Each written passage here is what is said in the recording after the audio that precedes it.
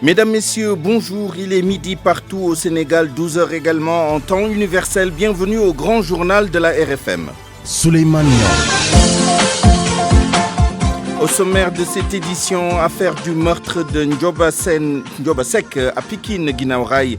Les auditions se poursuivent à la police. Ndioba Seck sera inhumé cet après-midi à Thiaroye-sur-Mer.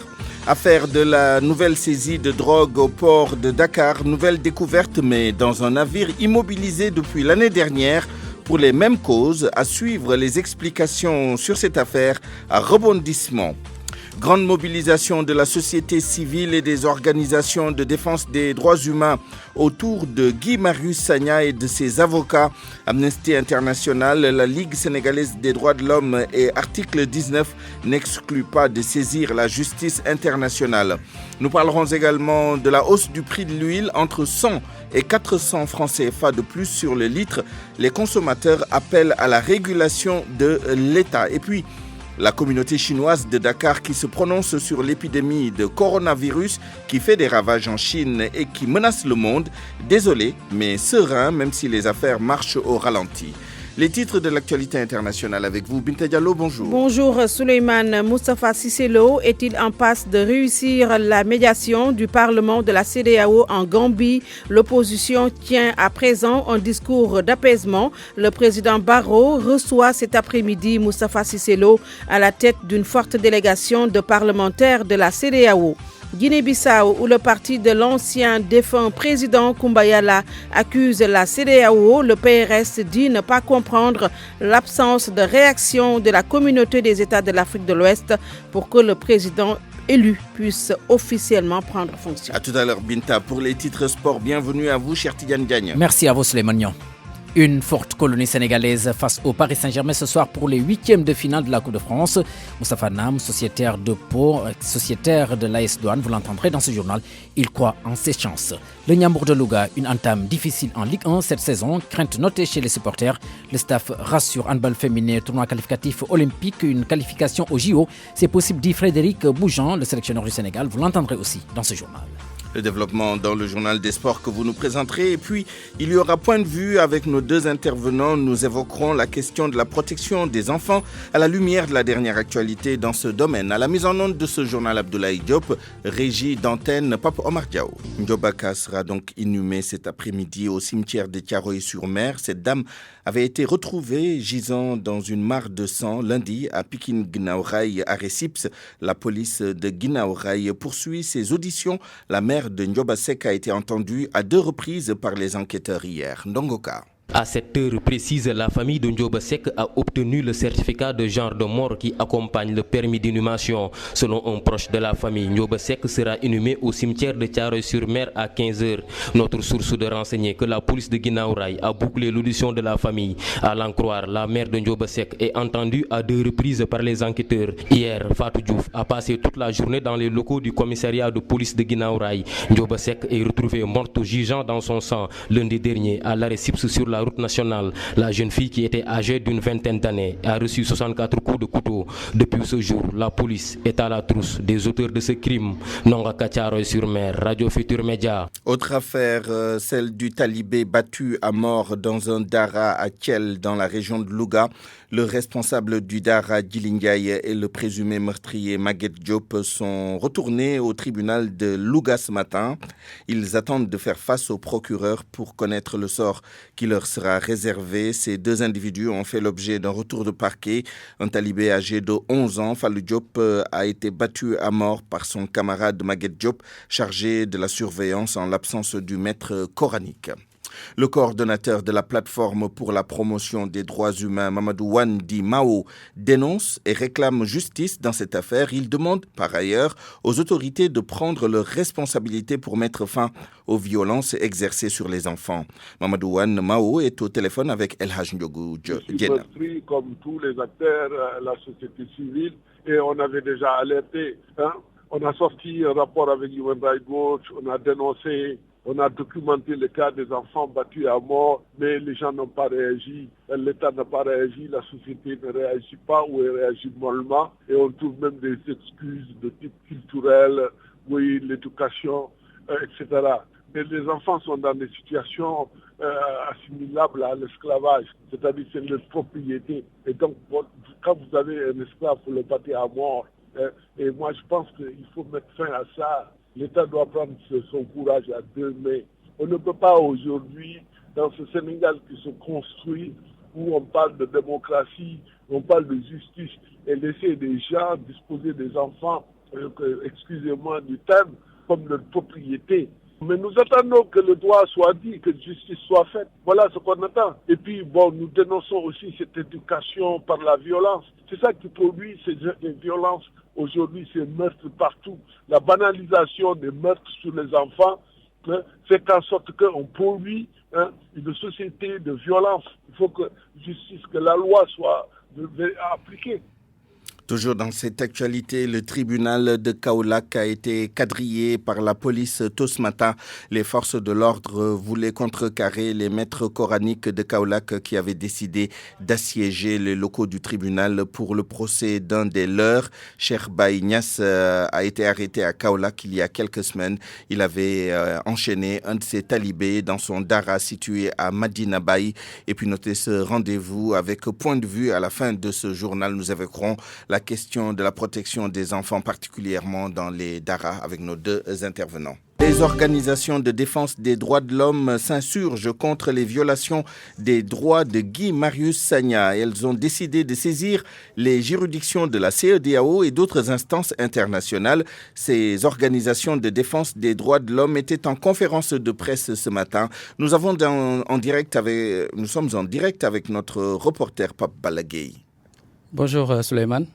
Alors, quel est qu'est-ce qui a été décidé lors de cette conférence de presse, ou plus précisément, qu'est-ce qui a été annoncé par ces organisations de défense des droits humains? Voilà, donc vous l'avez dit, c'est au total 4 organisations de défense des droits humains qui sont montées au créneau ce matin pour dénoncer les violations des droits fondamentaux de Guy Marius Sagna dont il fait l'objet.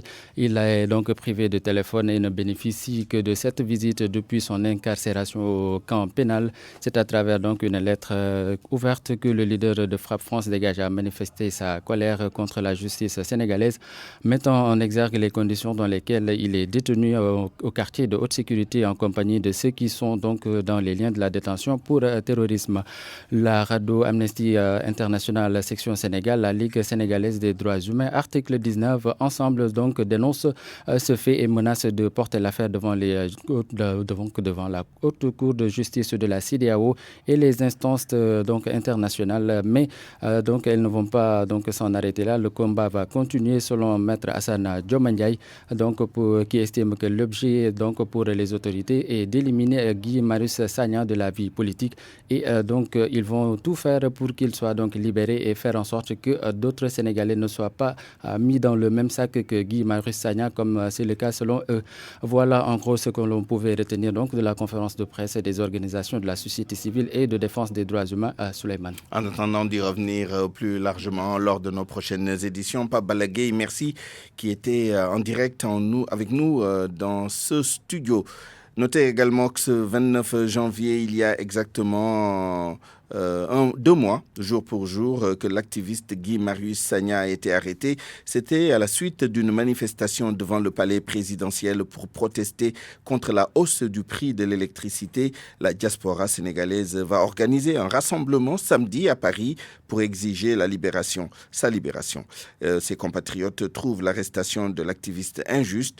Écoutons à ce sujet Souleymane Gueye, un des responsables de Frappe Diaspora. Il est joint à Paris par El Hadj Ndiogou Diène. Nous avons mobilisé tous les démocrates qui sont en France. Donc, ils sont de plusieurs structures, que ce soit des partis politiques, des organisations de la société civile, pour faire une manifestation avec tous les démocrates sénégalais qui sont en France pour exiger la libération du camarade Guy Marius Sagna, en soutien avec la manifestation qui se tiendra à Dakar le vendredi 31, le samedi 1er février. Ici à Paris, on manifestera notre soutien par rapport aux manifestations à Dakar du vendredi et qui se déroule aussi le vendredi dans d'autres coins du Sénégal. Nous pensons fortement que son arrestation, une, elle est illégitime, 2, elle est préméditée parce qu'on a vu, si on voit le cours des événements, on voit qu'il a été, on va dire, emprisonné une première fois pour un faux motif. Ce que après plusieurs mobilisations au niveau de la diaspora et aussi au Sénégal. Il a été relâché. Là, il a été emprisonné avec 8 autres co-détenus. Les 8 autres sont sortis et lui, il ne bénéficie même pas d'une liberté provisoire. Donc, on pense que c'est une cabale contre Guy Marius Sagna, qui est clairement une cabale contre tous qui disent non à l'impérialisme français. Donc la France qui est le visage de l'impérialisme au Sénégal, parce que Guy Marius Sagna dit France dégage. C'est pour ça, actuellement, pour faire plaisir à Emmanuel Macron, qui soulignait le sentiment anti-français qui régnait en Afrique, Guy Marius Sagna est toujours emprisonné. À 12h11, évoquons maintenant l'affaire de la nouvelle saisie de cocaïne à bord du navire Grand Nigeria. Il se révèle que la douane n'a jamais lâché le morceau depuis la première prise de 798 kg de drogue dure. Le navire est immobilisé au port parce que faisant l'objet d'une procédure de saisie. Les explications détaillées de Georges Détié-Diop sur cette affaire. En réalité, Grand Nigeria n'a jamais quitté le port de Dakar. Le navire est arraisonné depuis la saisie de 798 kg de cocaïne en juin 2019. Le bateau fait l'objet d'une procédure de saisie. L'équipage, italien, toujours à Dakar aussi, s'y relaie pour faire vivre le navire. Donc la saisie hier de 120 kg de cocaïne est la deuxième opérée sur Grand Nigeria. La drogue était introduite dans le système de ventilation du navire. La découverte a été rendue possible grâce à des fouilles, ce qui n'a pas été facile au regard de l'énormité du bateau, les agents n'étant pas très outillés en la matière. L'administration de la douane en a tiré la leçon selon laquelle il faudra un renforcement des techniques de fouille et Grand Nigeria pourrait servir de laboratoire. L'armateur Grimaldi avait demandé aux autorités sénégalaises la restitution du bateau. Il s'était vu opposer un niet catégorique. Le dossier est devant la justice et l'on nous confie qu'une phase transactionnelle est en cours.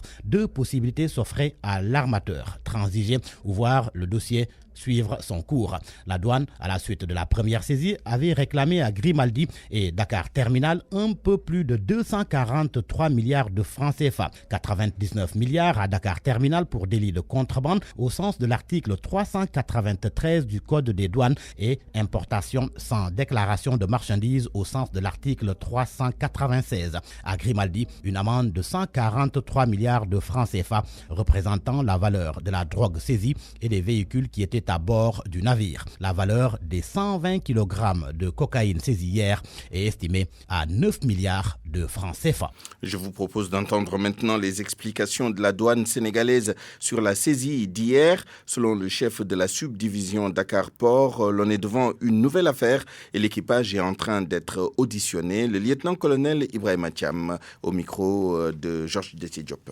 Le total de cette saisie fait 120 briques. Le calcul est simple, 4 sacs x 30 briques, ça vous fait c'est 120 kg, c'est des briques de 1 kg. Mais ce qui a été constaté sur ces sacs trouvés à bord des navires Grand Nigeria, et plus exactement dans le local destiné à l'aération et à la ventilation, les logos qui ont été constatés effectivement et les marques constatées sur les briques saisies par la subdivision de Dakar Port sont totalement différent de ce qui a été saisi lors des précédentes prises effectuées par la subdivision de Dakar Port.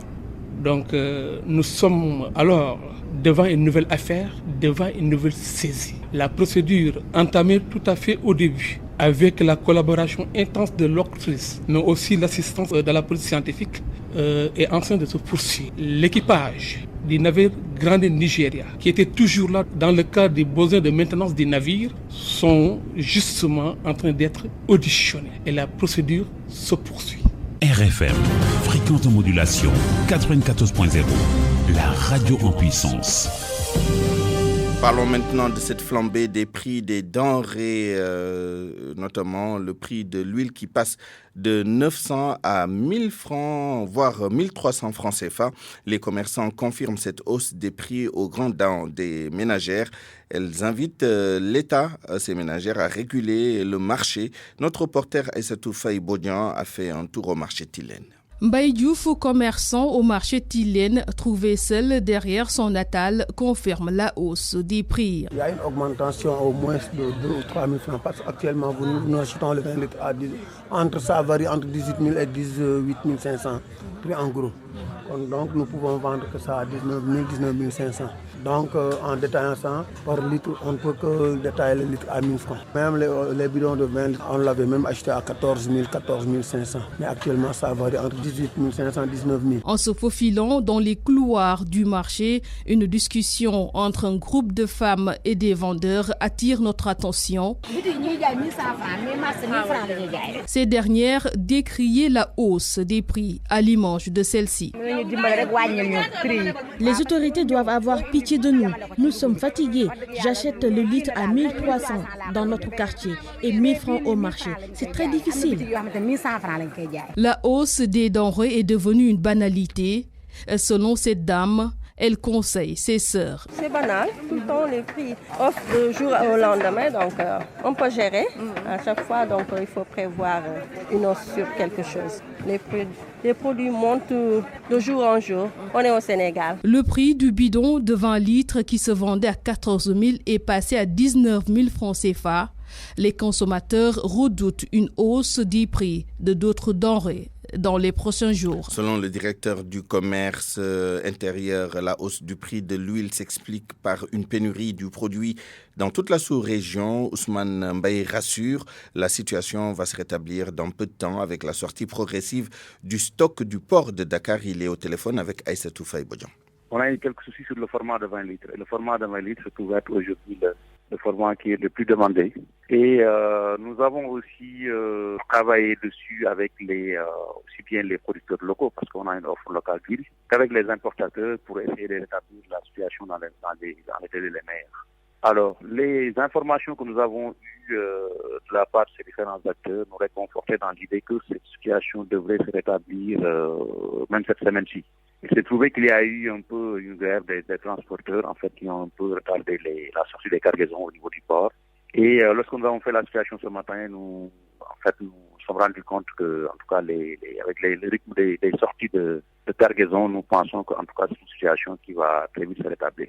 Alors, vous savez aussi que le marché, de façon générale, parce que même sur d'autres produits aussi, il va arriver que des fois qu'il y ait un peu quelques tensions sur certains produits ou bien formats. Mais ce qui est important, c'est de préserver une stabilité d'ensemble.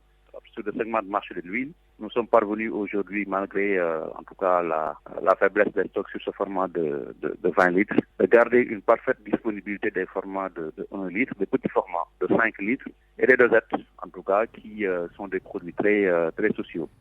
12h18, cette visite du directeur Afrique du Bureau de coordination du développement des Nations Unies et de sa délégation cet après-midi dans la commune de Gueule-Tapée Fas-Koloban.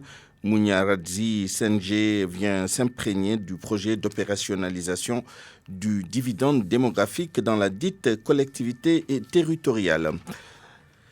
Parlons maintenant des 12 blocs pétroliers en promotion qui prouvent que l'État du Sénégal tient à la transparence. C'est ce qu'a dit le président Macky Sall ce matin, le chef de l'État qui a ouvert officiellement le sommet du bassin MSGBC, Mauritanie, Sénégal, Gambie, Bissau, Conakry. Espère que les compagnies pétrolières vont renforcer l'exploration et trouver davantage de ressources.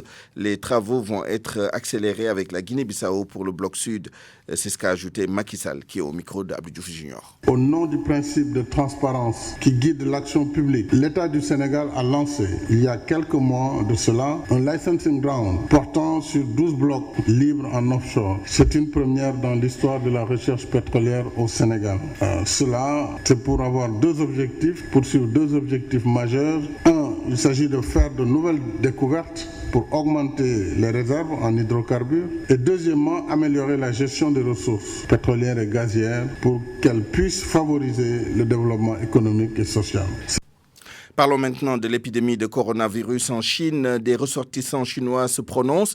Ils ne sont pas vraiment inquiets, mais ils se désolent de la situation chez eux. Commerçants, pour la plupart, leurs affaires sont au ralenti. Bien sûr, nous parlons des Chinois établis à Dakar. Ils sont obligés de rester dans la capitale sénégalaise le temps que l'épidémie s'estompe. Le reportage de Penda Fadior et Anna Rocha. Sur les allées du Centenaire à Dakar, ils sont partout, les Chinois et leur commerce, mais difficile d'en rencontrer un qui parle français ou wolof, à quelques exceptions près bien sûr. Aliou vit au Sénégal depuis 2013. Il est originaire de la province de Hunan, à 300 km de Wuhan, épicentre de l'épidémie du coronavirus. Oui, si, je peux. Parce que maintenant, je ne sais pas en Chine si je vois passer le téléphone ou la télévision. Oui, je connais sa message, c'est grave, sa maladie c'est grave. Pour le moment, tous les membres de sa famille se portent bien. N'empêche, il s'inquiète un peu. Maintenant, je ne peux pas retourner en Chine, mais pour tous les Chinois, il faut bon courage. Ça fait vite passer. Est-ce que tu as des nouvelles de la famille là-bas? Oui, tout va bien. Personne n'a la maladie? Non, il y a beaucoup de Chinois qui viennent ici, mais il est resté à la maison 2 semaines ou 3 semaines. Son business aussi est au ralenti puisque l'usine chinoise qui avait l'habitude de leur fournir en marchandises est hors service depuis 1 mois maintenant. Mais ça, c'est le cadet des soucis d'Ami Hui. Elle n'a pas souhaité se faire enregistrer, mais en anglais, cette propriétaire de magasin explique qu'elle n'a pas peur. Pourtant, son père, sa mère, son mari et son enfant s'y trouvent actuellement. Ami devait les rejoindre, mais a dû changer de plan. Elle va donc attendre 15 jours au moins pour voir si la situation change ou pas. L'épidémie de coronavirus qui préoccupe le parti PASTEF, les patriotes qui appellent le gouvernement du Sénégal à renforcer les mesures de surveillance épidémiologique aux frontières pour éviter l'entrée du virus dans le pays ou à tout le moins circonscrire sa propagation par un dispositif de riposte approprié. PASTEF appelle également le gouvernement à poursuivre les tractations avec les autorités chinoises pour apporter l'aide et l'assistance nécessaires aux ressortissants sénégalais présents dans les localités touchées par le virus. RFM. L'actualité internationale. Bonjour Binta Diallo. Bonjour Souleymane. En Gambie, Ousseynou Dabo dit être prêt à rencontrer le président Barrow. C'est ce qui découle de sa rencontre avec le président du Parlement de la CEDEAO, Moustapha Cissé Lo, à la tête d'une forte délégation en mission en Gambie depuis le 20 janvier dernier pour amener les différentes parties à dialoguer en vue d'une stabilité politique.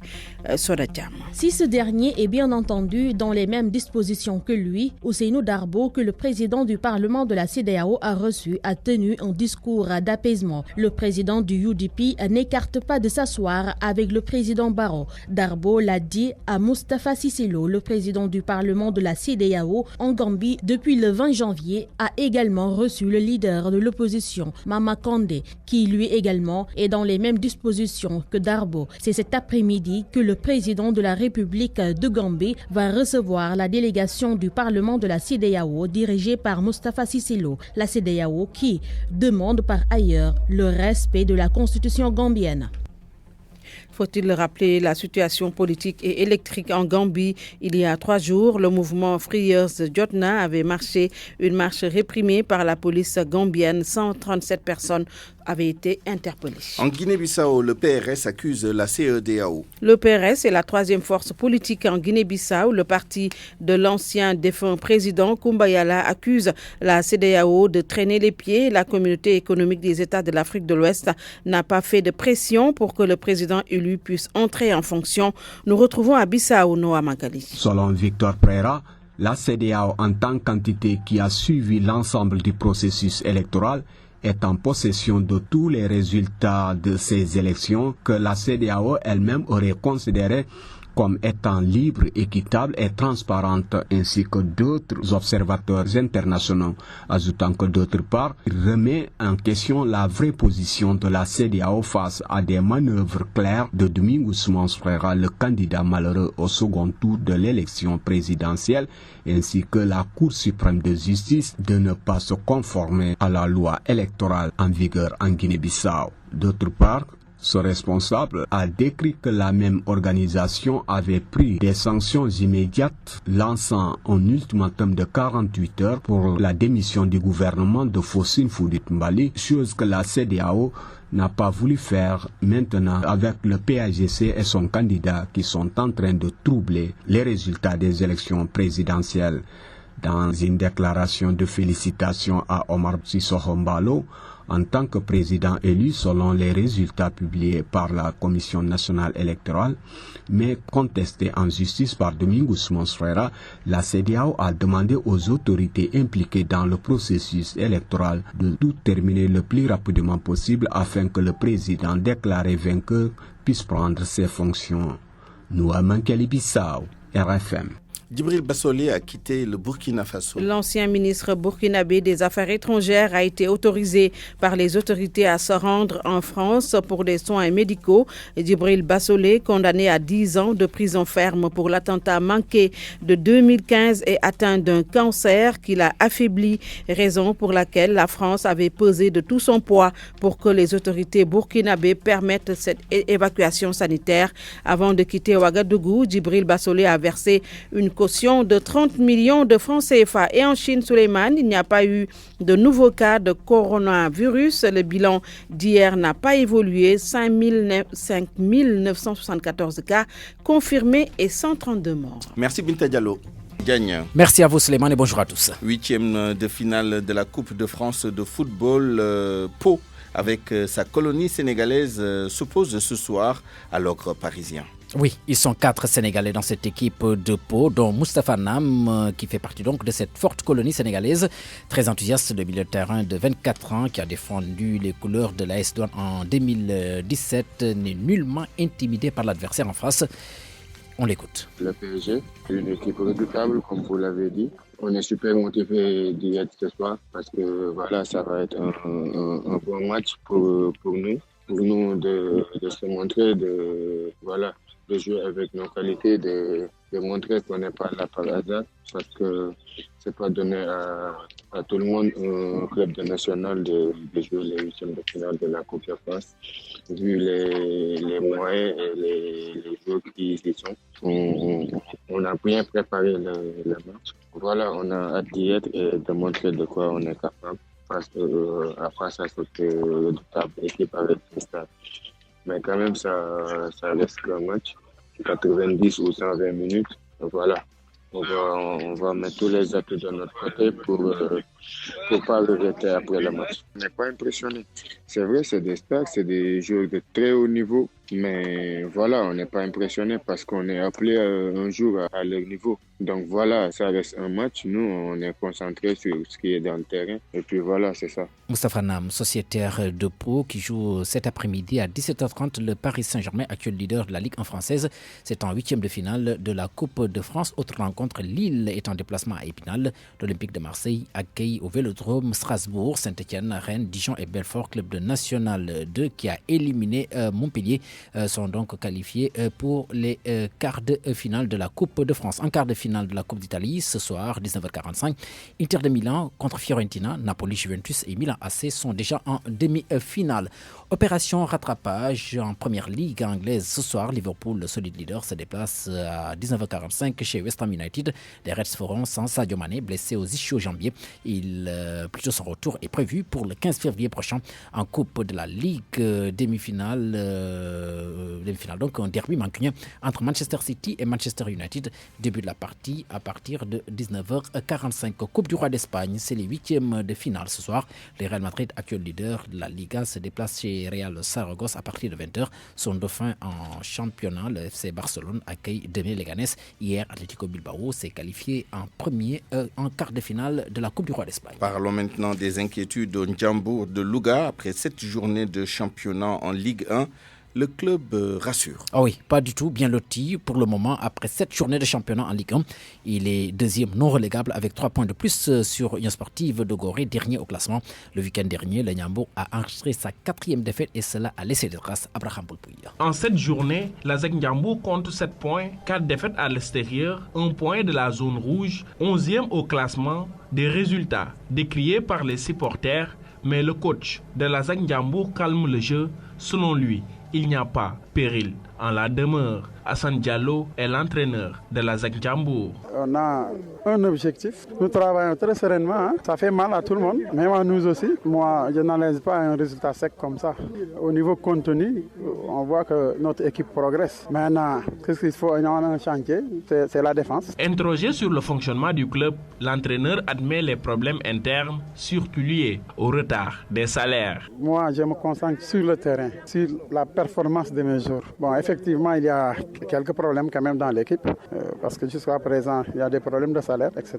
Bon, mais ça, c'est pas de mon domaine. Il y a peut-être manque de motivation, peut-être. C'est difficile. Moi, de mon côté, j'essaie de tirer sur la motivation intrinsèque. Le capitaine Abdoulaye Diallo demande aux supporters d'être patients et de croire au projet. On a fait 3 matchs ici à domicile. On a eu 2 matchs en victoire et un match nul, quoi. Et j'espère que ça ira, Inch'Allah. Et je sollicite les Lougatois de venir soutenir l'équipe pour leur dire que c'est pas la fin du monde, quoi, parce que ça reste d'autres matchs. Coach comme capitaine appelle les supporters à se remobiliser et à pousser l'équipe vers la victoire.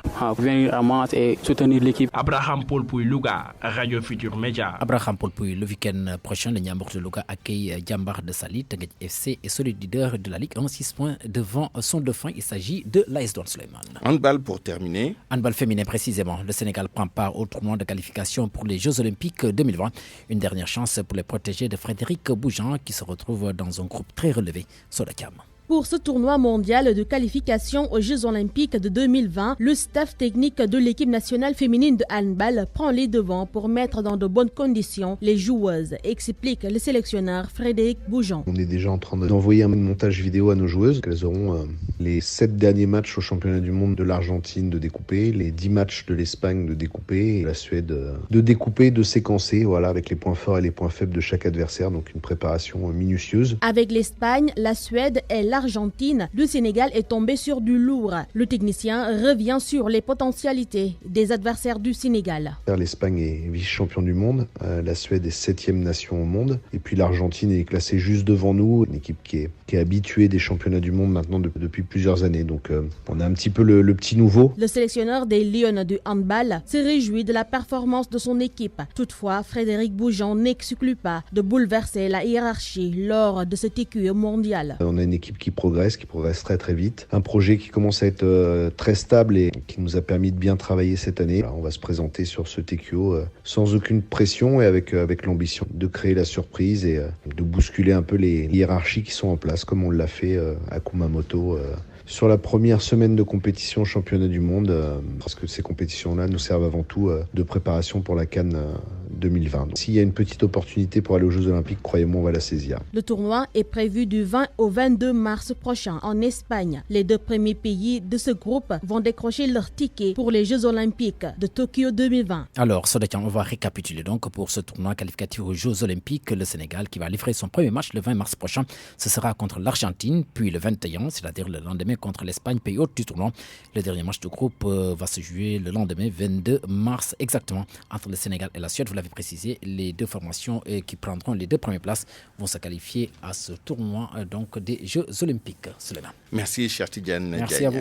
Puis tout à l'heure, juste après la revue de la presse, nous parlerons de la protection des enfants à la lumière de la dernière actualité à ce sujet, notamment la mort d'un jeune talibé tué par un autre talibé chargé de surveiller le Dara en l'absence donc du maître coranique. Nous serons avec Jim Dramé, docteur, chercheur à l'IFAN, auteur d'une publication sur l'enseignement arabo-islamique au Sénégal, le Dara de Koki, et avec Bassirou Kébé, conseiller du président de la République chargé de la protection de l'enfance.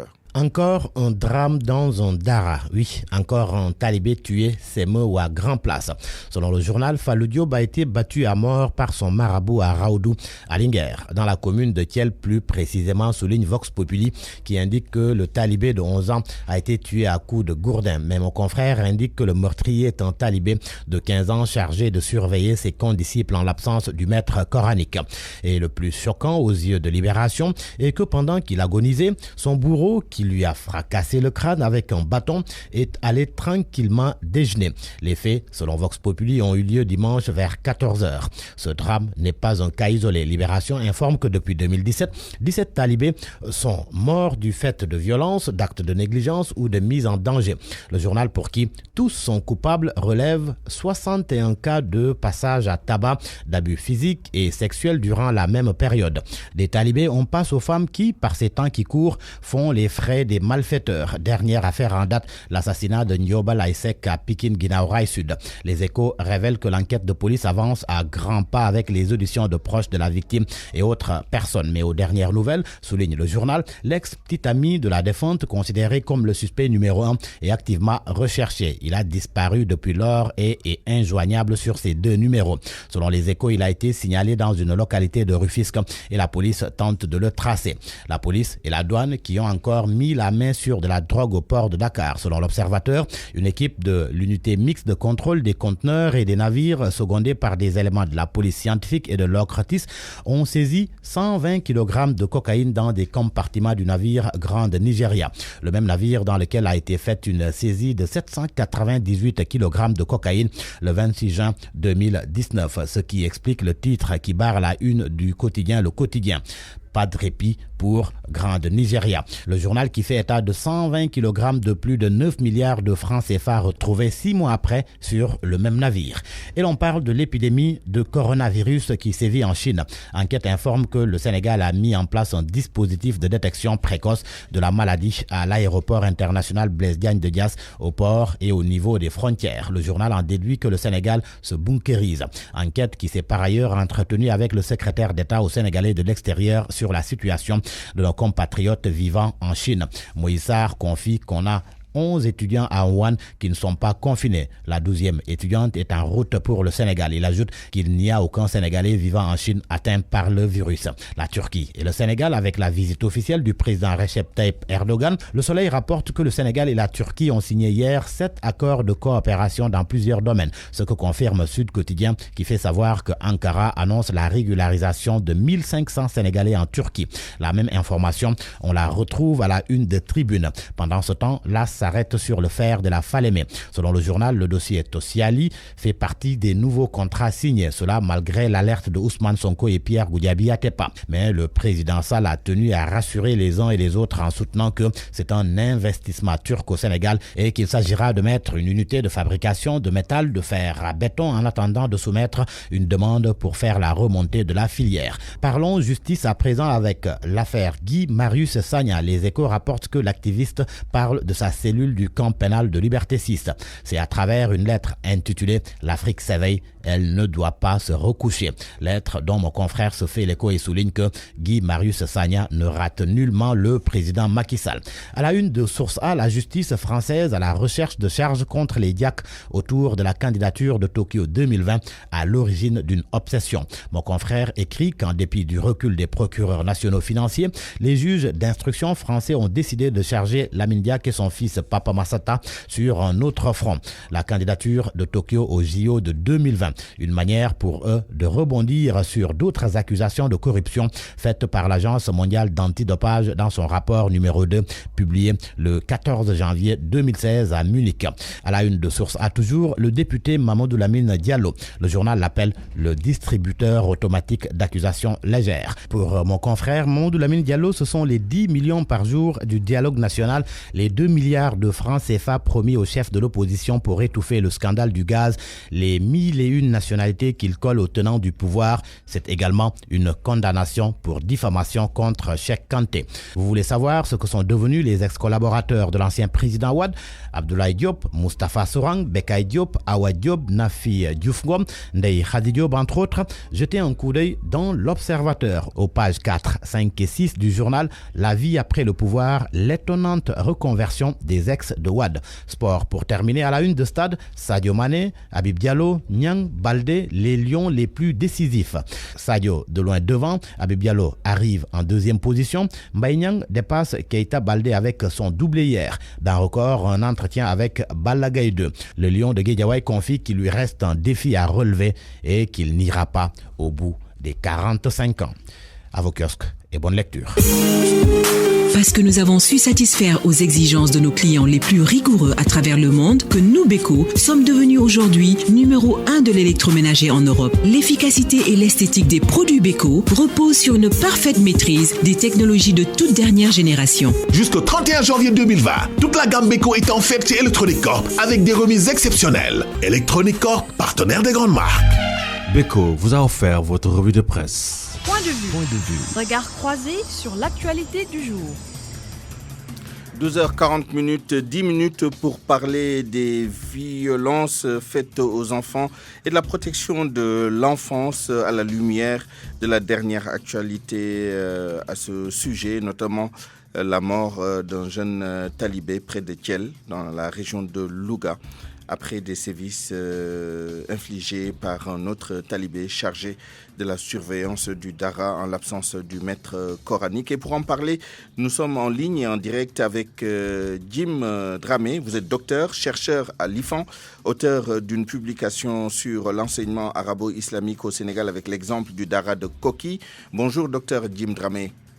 Bonjour Souleymane Nia. Bonjour également à Bassirou Kébé, conseiller du président de la République chargé de la protection de l'enfance. Bonjour Souleymane.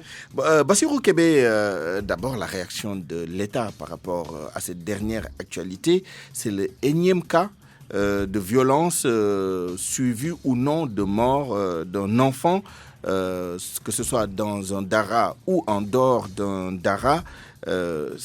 C'est devenu presque banal au point que personne ne s'en offusque plus. Est-ce que le gouvernement a une réaction officielle par rapport à ce qui s'est passé hier ?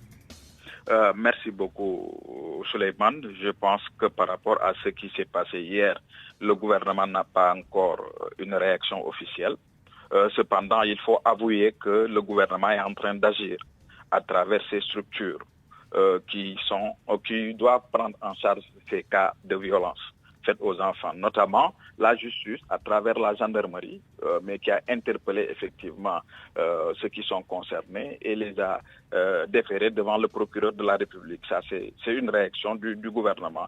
Ensuite, les services concernés tels que le ministère de la Famille, le ministère est en train de se réunir depuis que cette affaire a eu lieu pour pouvoir en tout cas avoir une position du gouvernement. Le mal est profond. Voilà je le disais tout à l'heure, les cas font florès et la situation ne change pas. On a toujours, pas autant, mais on a beaucoup d'enfants dans la rue. On a des cas de sévices, de violences exercées sur des enfants, que ce soit dans le cadre familial, dans le cadre éducatif, notamment dans les daras. Est-ce que la stratégie que le gouvernement met en œuvre est opérante? Est-ce qu'il ne faudrait pas changer de fusil d'épaule et changer d'approche simplement? Oui, Souleymane, je crois que nous tous, d'abord, nous devons accepter que nous tous, nous sommes coupables face à cette situation de violence que vivent nos enfants. Tous, je dis bien, aussi bien nous, gouvernement, que société, autres acteurs de la société civile et des autres composantes de notre société. Parce que nous sommes insensibles le plus souvent par rapport à ces cas. Maintenant, par rapport à l'approche, je pense que toute approche est à améliorer. Et il faut avouer que nous notons peut-être une sorte de lenteur dans la transformation ou dans les transformations que nous avons souhaitées par rapport effectivement aux objectifs que Monsieur le Président de la République a fixés dans la stratégie nationale de protection de l'enfant, mais également dans les directives qu'il donne aux différents ministères qui sont concernés. Parce que n'oubliez pas que cette question, elle est transversale. Elle n'est pas seulement de l'apanage d'un seul ministère, mais de plusieurs ministères, mais de plusieurs acteurs. Il n'y a pas seulement que le gouvernement, comme je l'ai dit tantôt, mais il y a d'autres. Donc c'est l'approche qu'il y a eu, c'est que c'est une approche quand même qu'il ne faut pas négliger, parce qu'aujourd'hui, si nous avons des cas qui sont dénoncés le plus vite possible et que le procureur est saisi le plus vite possible, c'est parce qu'il y a des dispositifs qui ont été mis en place par le gouvernement au niveau national jusqu'au niveau communautaire. par exemple les comités communaux de protection de l'enfant ou bien les comités villageois ou de quartier de protection de l'enfant qui alertent quand il y a ces difficultés. Je pense que nous avons vu une certaine célérité par rapport à ces cas. Dès qu'on en parle, vous voyez que le procureur est saisi et que les fautifs ou éventuels fautifs sont déférés. Je reviendrai à vous tout à l'heure, notamment pour parler de la prévention plutôt que de la réaction. Mais en attendant, docteur Jim Dramé, vous avez travaillé sur la question. Je pense que c'est le thème de votre thèse de doctorat. Vous êtes intéressé à l'enseignement arabo-islamique et vous êtes intéressé en particulier au Dara de Koki.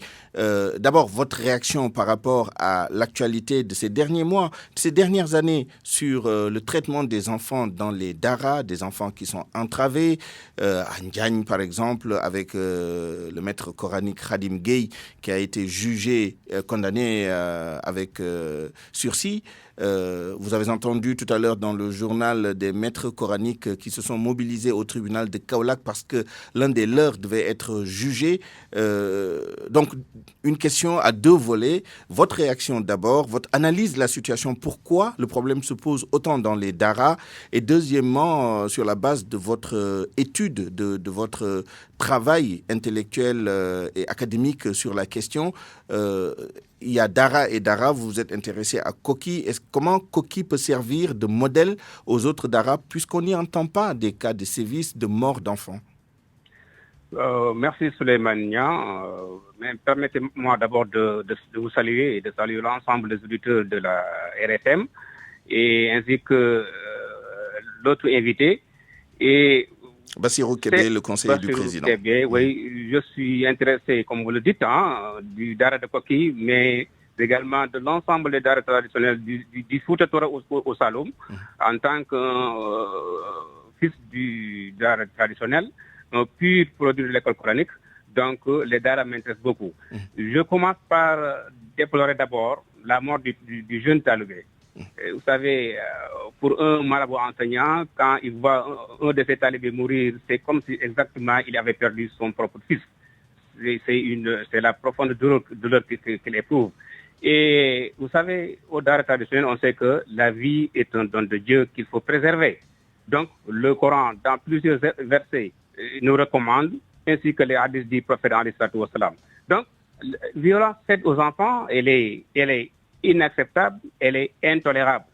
Alors, mais quelquefois, il faut se demander pourquoi cette violence et pourquoi quelquefois certains talibés et certains peut-être Dara, on parle de violence faite aux enfants par de certains marabouts enseignants. Quelquefois, il y a peut-être l'absence d'une bonne formation pédagogique.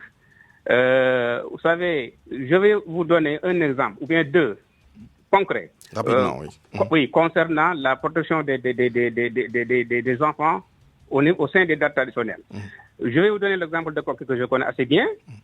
À Koki, qui est créé en 1939, le marabout a toujours interdit formellement le châtiment corporel, quel que soit le niveau, quel que soit alpha. C'est-à-dire, on ne doit pas faire subir à l'enfant un châtiment corporel. Ça, c'est le règlement à Koki, et ça, c'est le règlement dans plusieurs dates que je visite quand je fais mes missions. Je reviens de la région de Tambacounda. J'ai été à Djendé. Djendé, le marabout enseignant m'a dit, lui, il voulait aller à la Mecque, vous voyez, faire la Omra. Alors, il avait tout payé, mais avant de partir, quelques talibés étaient tombés malades. Il n'avait pas d'autres ressources. Qu'est-ce qu'il a fait? Il s'est renoncé de ce voyage pour faire soigner ses talibés, et le restant du montant, qu'est-ce qu'il a fait avec? Il a acheté des sacs de riz pour le bon fonctionnement. Deux très bons exemples, vraiment. Oui. Est-ce que vous recommanderiez qu'il y ait une réglementation, et pas seulement des règlements intérieurs pris isolément par des daras, mais est-ce qu'il faudrait aller jusqu'à instituer un règlement applicable à tous les daras où on interdirait des châtiments corporels? Il y a des résistances du point de vue des daras, beaucoup, et même dans la société sénégalaise. Quand vous entendez les émissions publiques, il se dégage une majorité de gens qui justifient les sévices et les châtiments corporels. Le châtiment corporel, pour moi, en tant que fils de Dara, c'est un phénomène intolérable. C'est-à-dire, le monde évolue.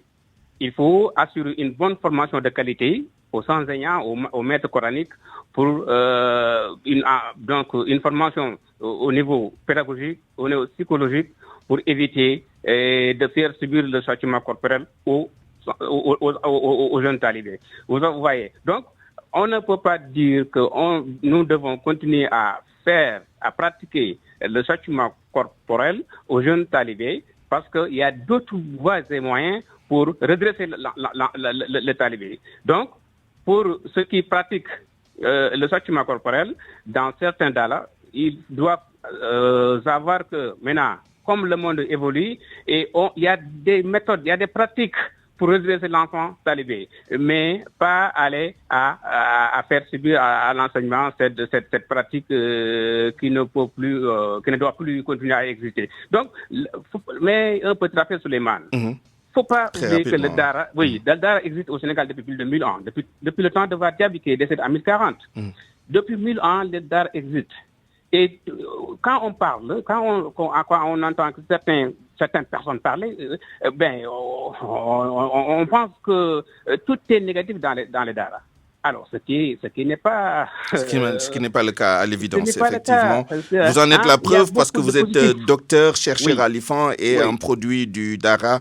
Et il y a beaucoup d'exemples comme vous, de gens qui ont réussi au niveau académique ou au niveau social simplement, dans les affaires, etc. Je vous remercie. J'espère vraiment qu'on va vous retrouver. Donc, permettez-moi de demander vraiment... 10 secondes, oui. Oui, 10 secondes. À l'État sénégalais, parce que depuis l'indépendance, vraiment, la politique de l'État à l'égard des Dara laisse à désirer. Il faut donc continuer. Donc, depuis cet temps, l'État commence à faire des efforts, mais il faut encore continuer et construire des infrastructures et encore assurer des cantines scolaires pour les jeunes talibés. Et cela pourrait contribuer à éradiquer le phénomène de la maladie du talibé. Très bien. J'espère que Bassirou Kébé pourra rebondir sur cette question dans notre édition en Wolof. Malheureusement, nous sommes rattrapés par le temps et nous devons rendre l'antenne.